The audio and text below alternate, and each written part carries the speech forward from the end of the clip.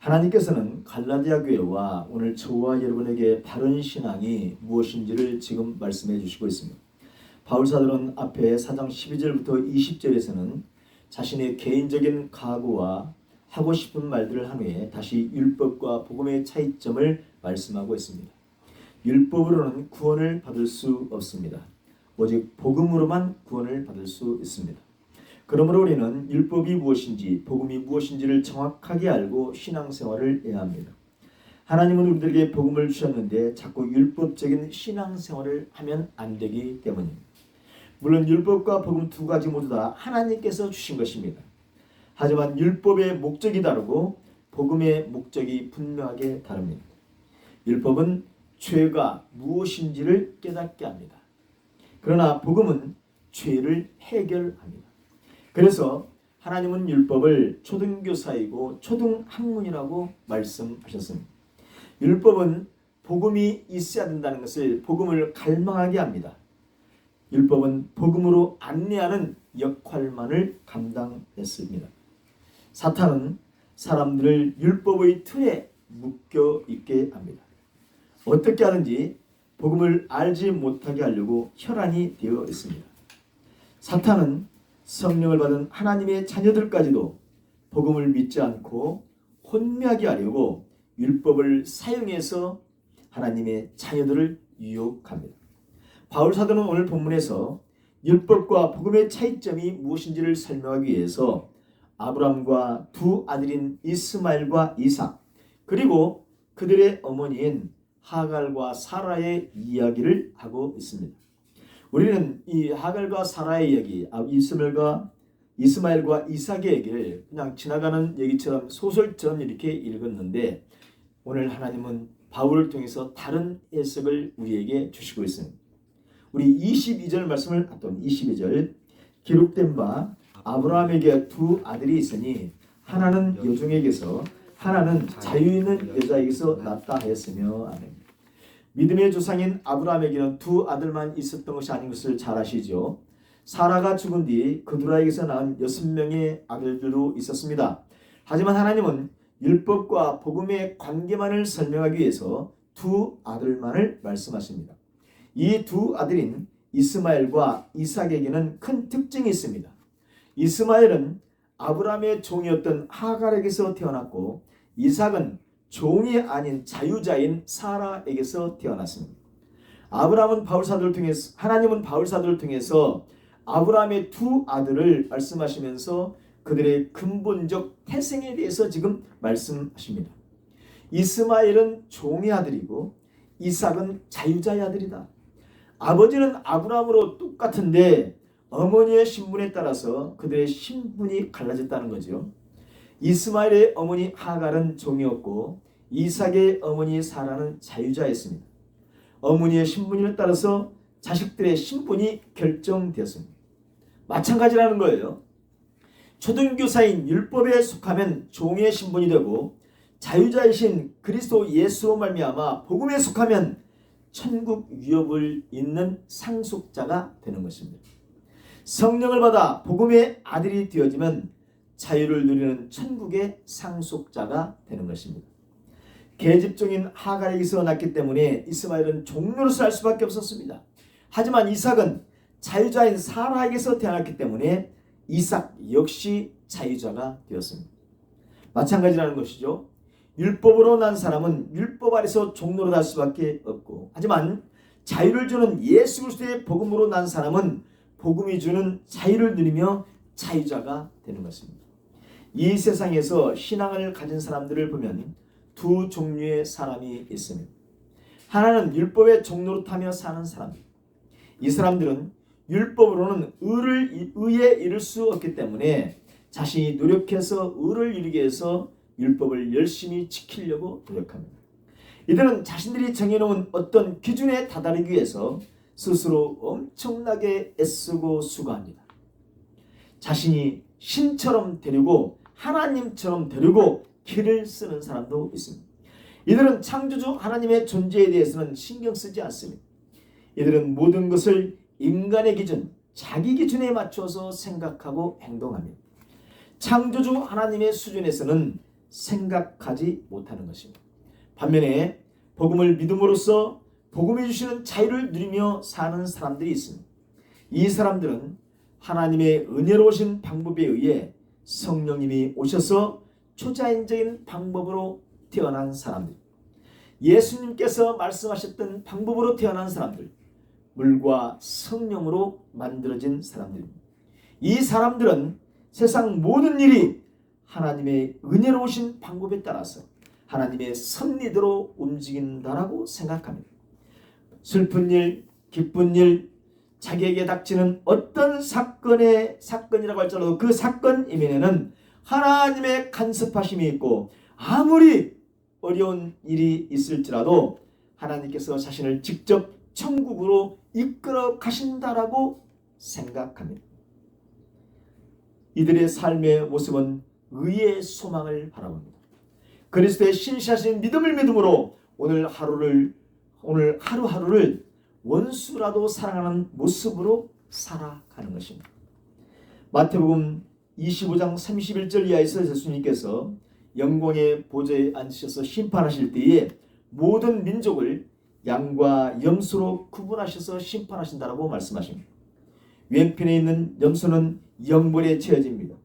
오른편에 있는 의인인 양들은 영생에 들어가게 됩니다. 그런데 여러분, 저와 여러분은 염소입니까? 양입니까? 자신을 의지하는 사람은 염소입니다. 하나님을 의지하는 사람은 양입니다. 양들은 자신에게 일어나는 모든 사건들 속에서도 하나님을 의지하는 사람입니다. 그래서 하나님께 맡기고 하나님의 도우심을 기도하면서 살아가는 것입니다. 율법의 종은 염소이고 복음의 종은 자유하는 양입니다. 우리 23절을 합독하겠습니다. 23절. 여종에게서는 육체를 따라 낳고 자유 있는 여자에게서는 약속으로 말미암았느니라. 아멘. 비유적으로 여종에게서 난 것은 율법입니다. 그래서 율법에 의해서 난 사람은 종의 노예입니다. 하지만 자유 있는 여자는 복음입니다. 그래서 복음으로 말미암아 난 사람들은 자유자가 된 하나님의 아들이 되는 것입니다. 그런데 율법인 여종에게서 난 사람은 육체를 따라 낳고 복음으로 난 사람은 약속에 의해서 난 사람들입니다. 여러분, 육체를 따라 낳았다는 말, 이 육체를 따라 낳았다는 말은 일반적인 인간의 생식 작용에 의해서 자연적인 임신 방법으로 태어났다는 말입니다. 누가 육체를 따라 낳습니까? 이스마엘이 그렇습니다. 반면에 약속으로 말미암아 났다는 말은 인간의 생식 자유도 물론 있었지만 하나님의 약속에 따라서 성령의 역사로 이삭이 태어났다는 말입니다. 성령의 역사. 또 이 육체라는 말은 영적인 것과 대비되는 세상적인 것을 가리킬 때 사용되는 말이기도 합니다. 그래서 육체를 따라 낳았다는 것은 세상적인 방법으로 낳았다는 것이고, 약속으로 말미암았다는 것은 영적인 방법, 성령의 역사를 통해서 낳았다는 의미입니다. 아브라함의 육적인 아들인 이스마엘은 아브라함과 여종인 하갈의 통상적인 생식작용을 통해서 낳은 아들입니다. 그래서 이스마엘은 자신 스스로 달성하려는 자신들의 노력과 열심의 행위에 소망을 두는 사람들을 대표하는 대표자입니다. 창세기 16장 1절로 4절에는 이런 이스마엘의 출생 이야기가 잘 기록되어 있습니다. 아브람과 사라는 하나님을 불신했고 그 불신앙의 결과로 계집종인 하갈은 이스마엘을 낳습니다. 믿음이 떨어지면 사람은 반드시 육적인 행동을 하게 되어져 있습니다. 육적인 행동이 무엇입니까? 인간적인 방법, 자기가 방법을 모색해서 하는 행동입니다.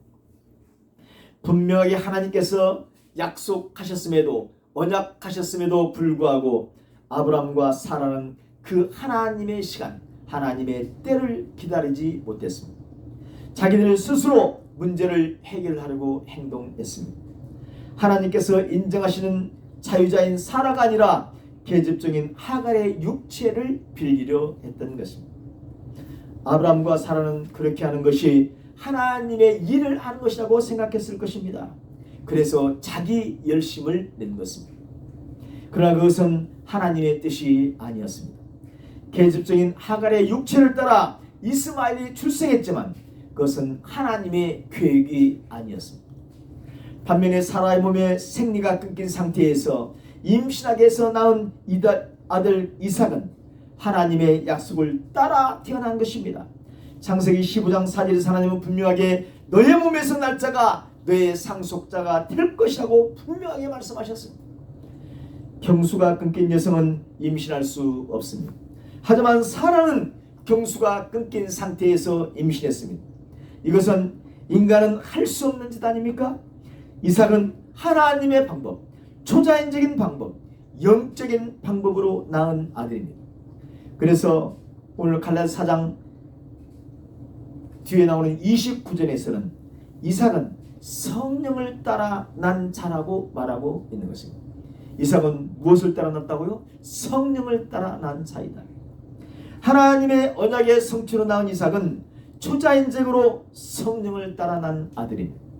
임신할 수 없는 몸에 성령의 역사로 말미암아 임신이 된 것입니다. 복음을 믿고 구원받은 저와 여러분도 이삭처럼 초자연적인 방법으로 거듭났다고 하는 것을 믿으시기 바랍니다. 저와 여러분들이 하나님의 아들이 된 것은 성령의 역사가 있었기 때문입니다. 디도서 3장 5절에 우리를 구원하시되 우리가 행한 바 의로운 행위로 말미암지 아니하고 오직 그의 궁일하심을 따라 중생의 씻음과 성령의 새롭게 하심으로 하셨나니. 아멘. 성부 하나님과 성자 예수님이 보내주신 성령님으로 말미암아 저와 여러분은 전혀 새로운 존재로 다시 태어났습니다.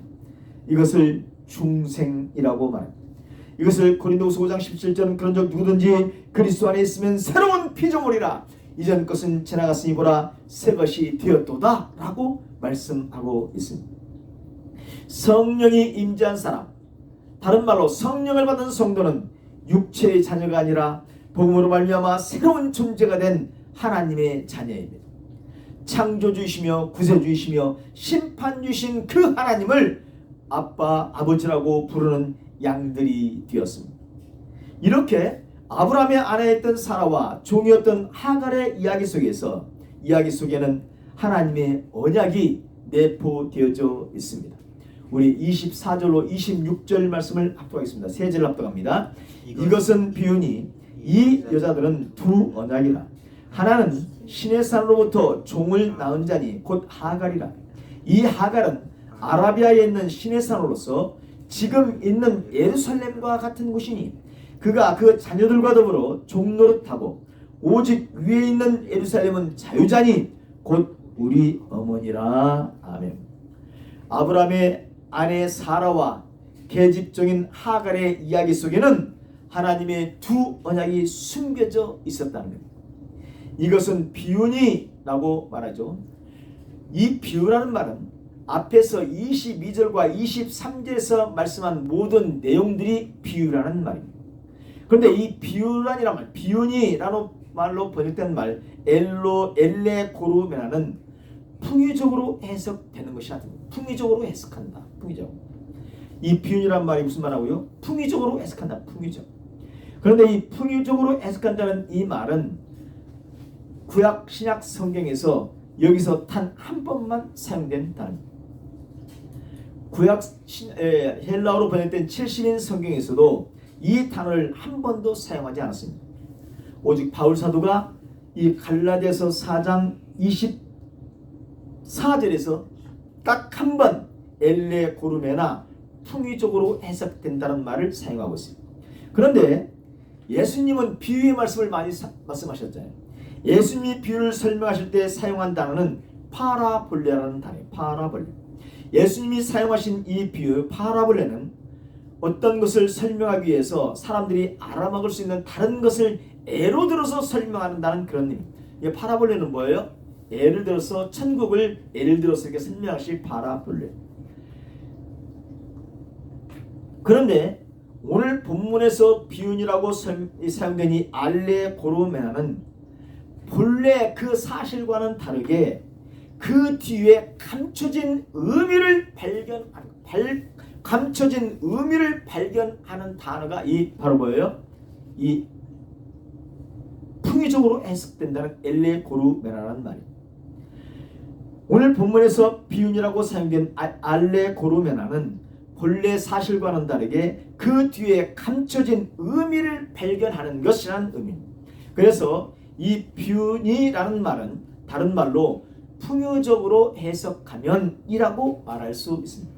바울 사도는 아브람과 사라와 하갈 그리고 두 아들인 이삭과 이스마엘의 그 역사적 사건 뒤에 감춰진 의미를 발견하기 위해서 풍요적인 해석을 지금 하고 있는 거죠. 그 이야기 속에는 뭐라고 얘기하고 있습니까? 두 언약이라고 말씀합니다. 이것은 비유니 이 여자들은 두 언약이라고 숨겨진 뜻을 얘기하고 있는 거예요. 바울 사도는 계집종과 자유하는 여자 하갈과 사라는 두 언약이라는 의미가 감춰져 있다라고 지금 해석하고 있는 것입니다. 여기서 두 언약은 무엇일까? 여기서 말하는 두 언약은 아브람과 맺은 은혜의 언약과 모세를 통해서 이스라엘 백성들과 율법으로 언약하신 시내산 언약입니다. 먼저 바울은 하갈의 이야기에 감춰진 의미를 25절에서 설명하고 있습니다. 25절이죠. 우리 25절을 보면 이 하갈은 아라비아에 있는 신의 산으로서 지금 있는 예루살렘과 같은 곳이니 그가 그 자녀들과 더불어 종노릇하고 라고 말씀하고 있습니다. 율법은 신의 산에서 주어진 것을 우리는 잘 압니다. 바울은 율법을 상징하는 하갈이 신의 산이라고 말하고 거기에 한 걸음 더 나아가서 당시에 성전이 있었고 율법의 규정대로 제사가 드려지고 있었던 예루살렘과 지금 예루살렘이죠. 예루살렘과 같은 것이라고 지금 말하고 있습니다. 이것은 무슨 말일까? 당시 예루살렘의 자녀들 즉 대다수의 유대인들이 율법 아래서 종노릇하고 있는 것이 바로 종이었던 하갈과 같다는 것을 말하고 있습니다. 종이었던 하갈이 그 자녀들과 더불어서 종노릇한 것과 같이 이 땅에 예루살렘에 있는 종의 자녀들과 함께 율법의 종노릇을 하고 있다는 의미입니다. 당시 예루살렘에 있던 유대인들이 율법의 종이 된 것은 계집종인 하갈의 아들인 이스마엘이 종노릇하는 것과 같다는 것입니다. 하갈이 시내산의 모세율법을 의미하고 하갈의 자녀인 이스마엘이 종이었던 것처럼 율법을 따르는 유대인들은 진정한 자유를 누리지 못하고 율법 아래서 종노릇하고 있다. 오늘날 모든 거의 메시아닉 주가 아닌 유대인들은 다 지금도 똑같은 짓 하고 있는 거죠. 하나님은 종이었던 하갈의 이야기를 통해서 율법의 성격과 율법으로는 의에 이룰 수 없고 구원받을 수 없고 의에 오직 종노릇할 수밖에 없음을 지금 바울을 통해서 자세하게 말씀하시고 있는 겁니다. 그러면 여러분 자유자인 사라는 무엇을 비유하고 있을까요? 우리 26절 말씀 26절 오직 위에 있는 예루살렘은 자유자니 곧 우리 어머니라. 도대체 이해가 안 돼. 도대체 이게 무슨 뜻입니까? 위에 있는 예루살렘은 자유자니 곧 우리 어머니라. 자유자인 사라의 자녀인 이삭은 약속의 자녀이고 자유자입니다. 어머니의 신분이 그 자식에게 이어집니다. 자유자인 사라의 자녀들은 위에 있는 예루살렘의 자녀에 비유를 하는 거예요. 위에 있는 예루살렘이 어디입니까? 즉 천국에는 자유자의 자녀들만 들어가게 된다는 거예요. 다른 말로 언약의 자손들만 들어가게 되는 것입니다. 언약을 성취하신 예수 그리스도를 믿는 사람들은 자유자가 되어 천국 시민이 되어진다는 거예요. 빌립보서 3장 20절에서 바울은 구체적으로 설명합니다. 그러나 우리의 시민권은 하늘에 있는지라 거기로부터 구원하는 자 곧 주 예수 그리스도를 기다리노니 라고 말씀합니다. 자유자인 사라의 자녀가 된 아브라함의 자녀 즉 언약이신 예수 그리스도를 믿는 사람들은 새 예루살렘에서 살 수 있는 시민권을 가지고 있다는 거예요. 이 땅에서의 삶은 순례자로 삽니다. 이 땅에서는 힘들고 어렵고 비록 천하게 살아 자유자인 사라의 후손들 언약이신 예수 그리스도를 영접한 사람들은 자유자가 되어서 위에 있는 예루살렘 성의 시민권자입니다. 저와 여러분이 이 사라의 언약 안에 있는 천국의 시민권자임을 우리는 지금 믿고 있는 거예요. 하갈, 이 땅의 예루살렘, 시내산 율법, 종노릇, 이스마엘 이것은 무엇을 얘기하고 있습니까? 구원받지 못한 사람들의 이야기. 사라, 위에 있는 예루살렘, 복음, 자유자, 이삭, 구원받은 사람들의 이야기를 하고 있는 거예요. 이렇게 하갈과 사라의 이야기 속에는 아브라함 언약과 시내산 언약의 이야기가 숨겨져 있는 것입니다. 여러분, 그렇다면 저와 여러분은 어느 언약에 속해 있습니까? 당연히 저와 여러분은 아브라함의 언약에 속해 있죠. 자유자인 사라의 자녀들이죠. 그래서 참 자유를 얻은 천국의 시민권자들인 것입니다. 그런 여러분, 저와 여러분은 천국의 시민들처럼 살아야 합니다. 그런데 한국의 시민권자는 한국의 법을 지켜야 되고 미국의 시민권자는 미국의 법을 지켜야 하는 것이 당연하겠죠. 또 미국 시민으로 의무와 책임도 있지요. 만약 시민권으로서 의무와 책임을 지지 않으면 어떻게 됩니까? 그에 따른 징벌, 그에 따른 벌을 받게 되는 것입니다. 그렇다면 천국의 시민들에게도 주어진 의무와 책임이 있는 것은 당연하겠죠. 성도들은 천국 시민으로서의 합당한 삶을 지금 이 땅에서도 살아야 합니다. 그 합당한 삶의 원리는 예수님께서 직접 우리에게 가르쳐 주신 십자가의 길입니다. 주님의 사랑으로 사는 길입니다. 그것은 예수님께서 주신 법입니다. 요한복음 13장 34절입니다. 새로운 계명을 너희에게 주노니 서로 사랑하라. 내가 너희를 사랑한 것 같이 너희도 서로 사랑하라. 그러니 저와 여러분은 일상의 삶에서 다른 사람을 사랑하는 일에 최선을 다해야 합니다. 썩지 않고 더럽지 않고 쇠하지 아니하는 기업을 상속받은 아브라함과 사라의 아들들이 되기 위해서는 사랑만 하며 살아야 합니다. 아니, 아들이 되기 위해서가 아니고 아들이 되었기 때문에 사랑만 하며 살아야 되는 것입니다. 그런데요, 하나님으로부터 언약을 받았지만 그 언약이 지켜지지 않는다라고 생각했을 때 사라가 얼마나 고통스러워했는지 우리는 알아야 됩니다. 우리 27절 말씀을 하면 27절 기록된 바 잉태하지 못한 자여 즐거워하라. 산고를 모르는 자여 소리질러 외치라. 이는 홀로 사는 자의 자녀가 남편 있는 자의 자녀보다 많음이라 하였으니 아멘. 지금 바울사도는 이 말씀이 바로 이사야서 54장 1절 말씀인데 이사야서 54장 1절 말씀을 인용하고 있습니다. 여러분, 우리가 잘 아는 대로 이사야서 53장은 예수 그리스도의 십자가 사역 고난의 사역을 예언한 말씀입니다. 이 예수 그리스도의 십자가 사역을 통해서 절망적인 상태에 있는 사람들에게 창조의 사역이 있을 것이니 기뻐하라는 의미가 이사야서 54장 1절 말씀입니다. 이 말씀은 바벨론의 포로 상태에 있는 이스라엘 사람들에게 소망을 주기 위해서 준 말씀입니다. 하지만 그 배후에는 월경이 끊긴, 경수가 끊긴 사라에게 임신하게 해서 이삭을 낳았고 또 동정녀 마리아에게 성령으로 잉태하게 하여 예수님을 낳은 것처럼 하나님께서는 아무 소망도 없고 미래가 보이지 않는 당신의 백성들을 창조의 권능으로 회복하셔서 하늘의 별처럼 많아지게 하실 것을 약속하신 말씀이 이사야서 54장 1절 말씀입니다. 하나님은 아브라함과 사라에게 약속하신 언약을 반드시 그리스도를 통해서 이루실 것을 말씀하셨습니다. 오늘 본문에서 바울 사도는 하나님께서 하신 이 언약은 반드시 이루어질 것이고 오늘 본문을 맡고 있는 갈라디아 교회의 성도들에게 선포하고 있을 뿐만 아니라 또 오늘 저와 여러분이 이 언약의 자녀임을 지금 선포하시고 있습니다. 저와 여러분은 누구의 자녀예요? 자유자인 사라의 자녀들입니다. 그래서 자유 있는 성도가 되었습니다. 이것을 다음 절은 선포해주고 있습니다. 우리 28절 말씀을 합독하겠습니다. 형제들아, 너희는 이삭과 같이 약속의 자녀다. 할렐루야. 저와 여러분 갈라디아 교회에게 선포하는데 저와 여러분들에게 하는 말씀 아닙니까? 형제들아, 예수 그리스도가 믿어지는 자들아, 예수 그리스도의 십자가 사역이 믿어지는 자들아, 성령을 받은 자들아.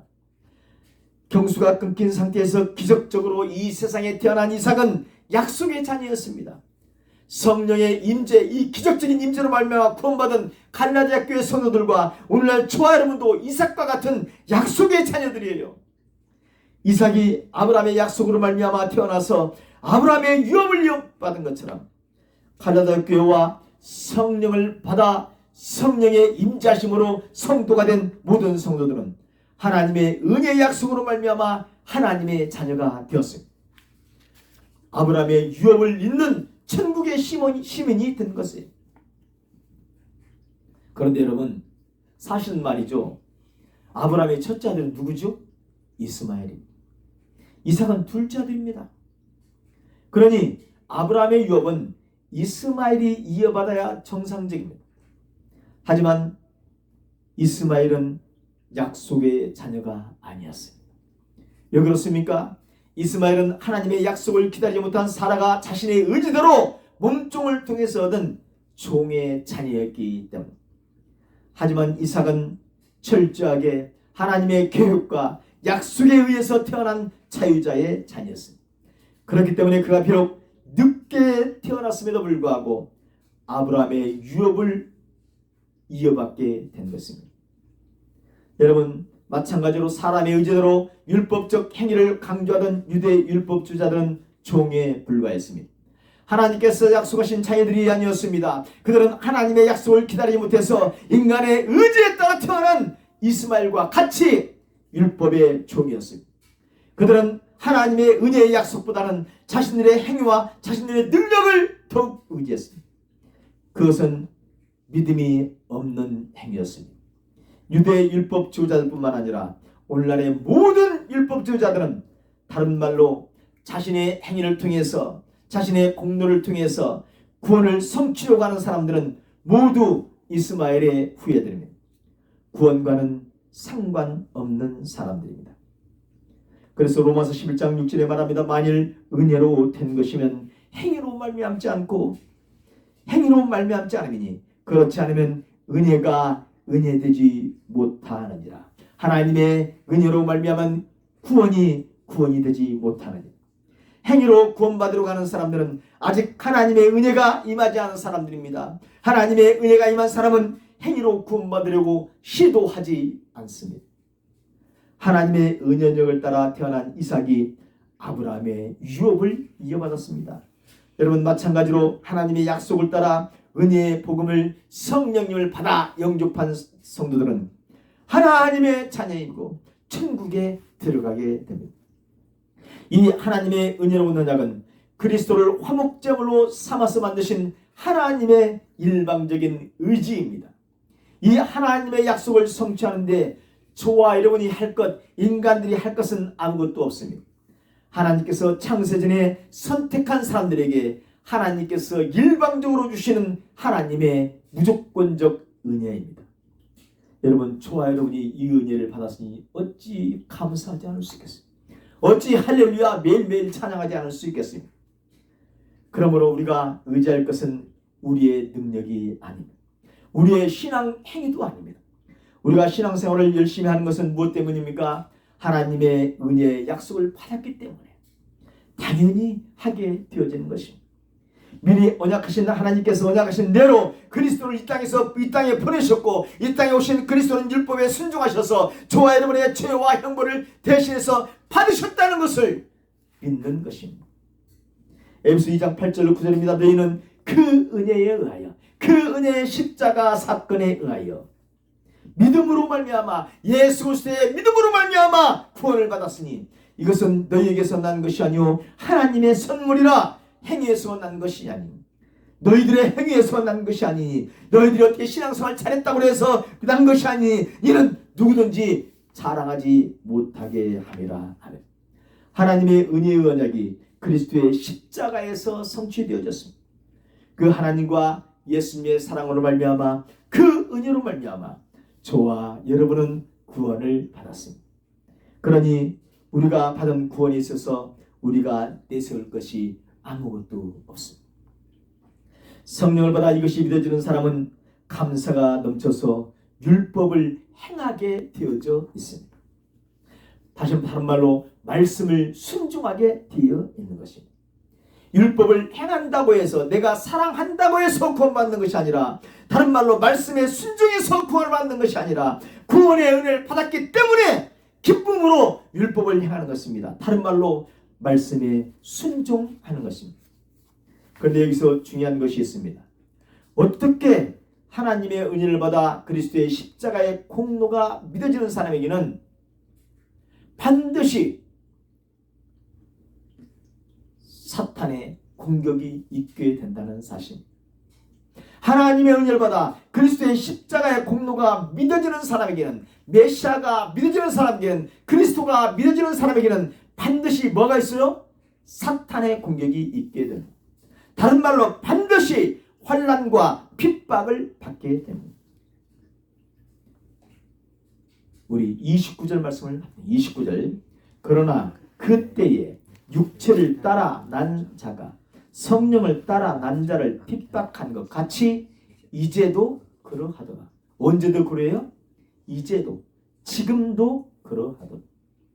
예수님을 제일 먼저 보라, 하나님의 어린 양이로다 라고 말했던 세례 요한은 예수님이 이 사역을 하기도 전에 목이 잘려 순교했습니다.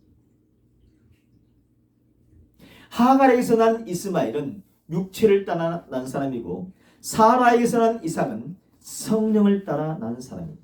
그래서 이스마엘은, 육체를 따라 난 이스마엘은 종노릇을 해야 했고, 이삭은 자유를 누리는 자가 되었습니다.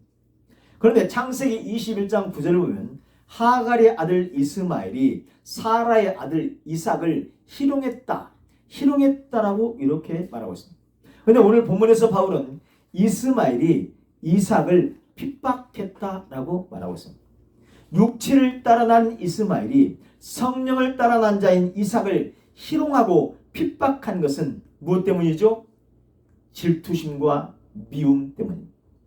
이스마엘은 자기 아버지인 아브라함의 유업을 이을 상속자가 자신이 아니라 이삭이라는 것을 알고 질투하고 미워해서 핍박한 것입니다. 성경의 역사와 교회의 역사를 보면 성령을 따라 난 성도들은 반드시 육체를 따라 난 사람들에 의해서 핍박을 당했습니다.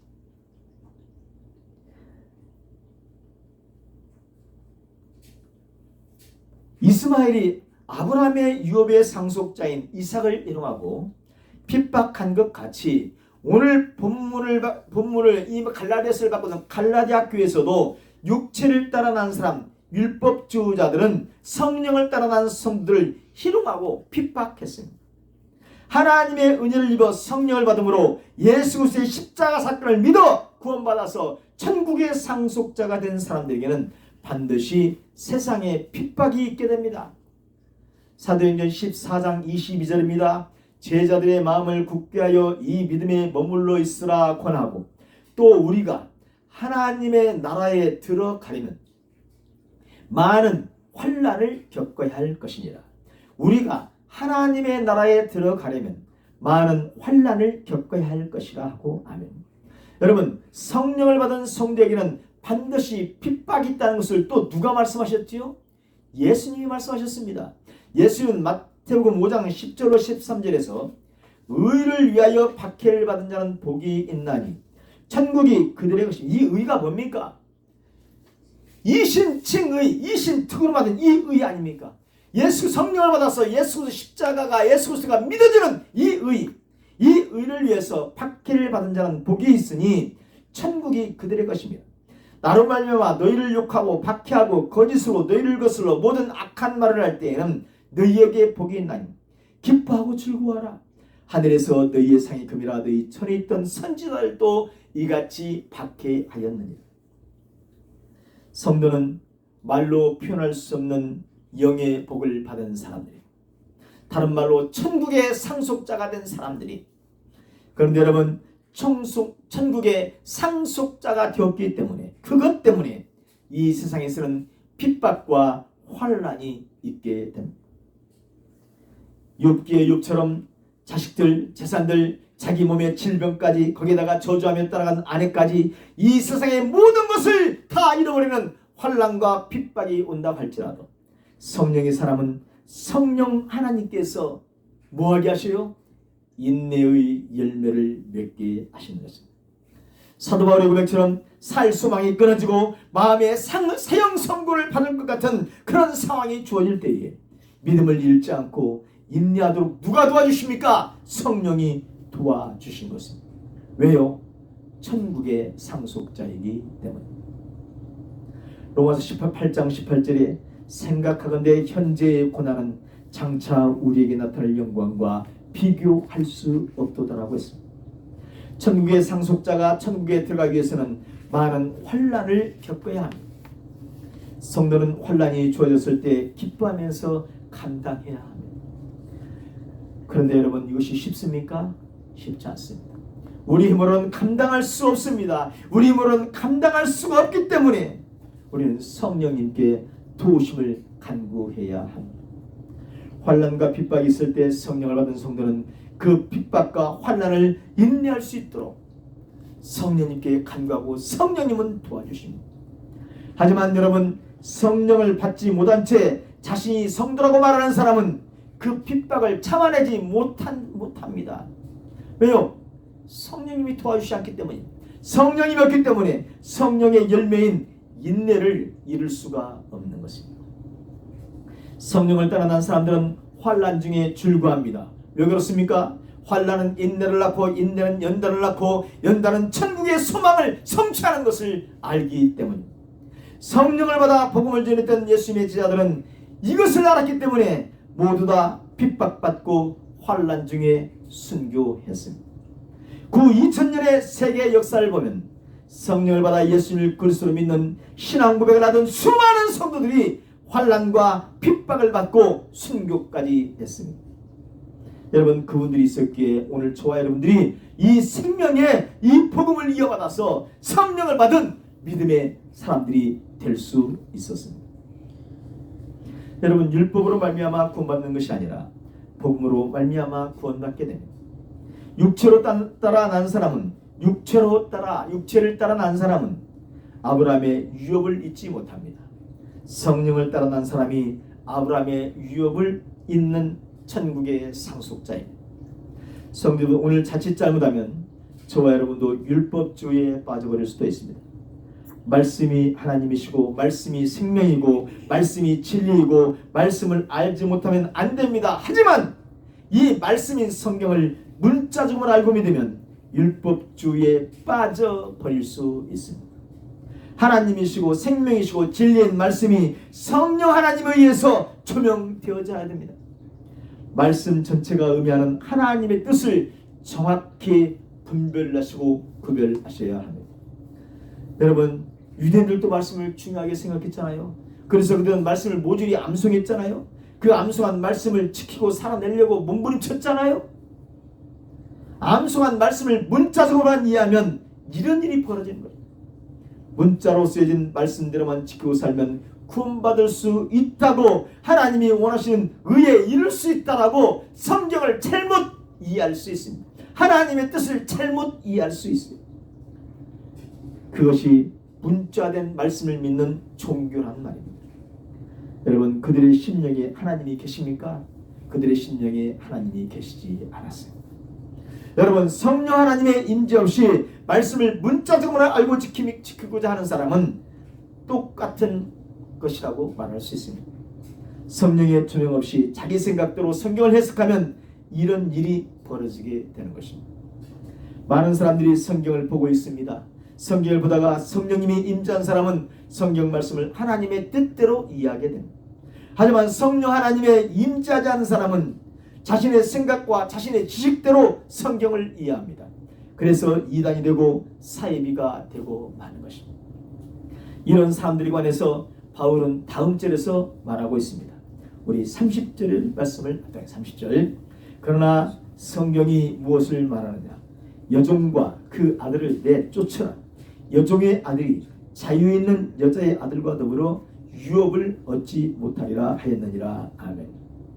이 말씀은 창세기 21장 10절에서 자기 아들 이삭을 희롱하고 핍박하는 이스마엘을 보고 화가 난 사라가 한 말이 바로 이 말입니다.